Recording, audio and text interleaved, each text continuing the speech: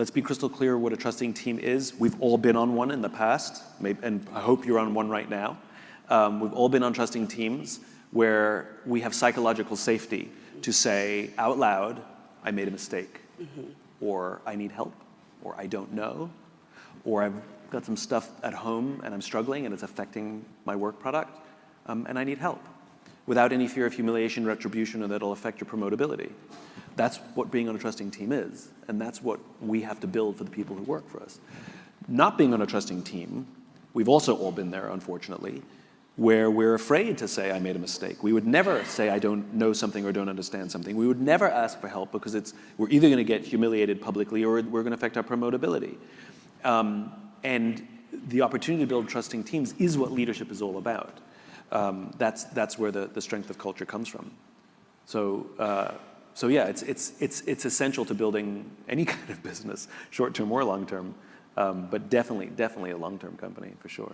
And all the stuff you talk about, challenging and pushing boundaries, means if you're pushing boundaries and you're thinking big, you're going to fall a lot. It happens. There's no such thing as innovation without experimentation, and experimentation inherently requires failure. And I think a lot of companies that are too finite-minded, they fear failure. They fear, well, let me restate. I actually don't like the word failure. You hear it a lot, which is, we have a fail-fast culture, I think the problem with the word failure is it's like the word cancer, which is there's a huge difference between stage 4 liver cancer and melanoma, and a mild melanoma. But they're both called cancer. That's the problem.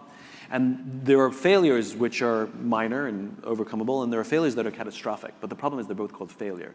I like the word falling. Failure we should work very hard to avoid. But falling we should encourage because you can get back up.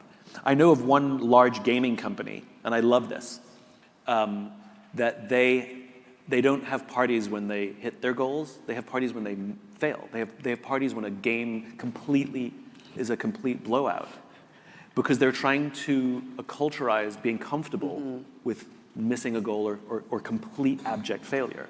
And they have a party, and they have their own champagne, which it has a label on it. Their own label, I think it's called, they're called lessons. And on the back of the champagne bottle after the party, they actually write the lessons they learned from the failure. And so it's a company that's very comfortable with failing, which means they try again very easily, and they're super innovative. So creating a culture where falling is part of the game, right, I think is wonderful. It has to be celebrated. I love it.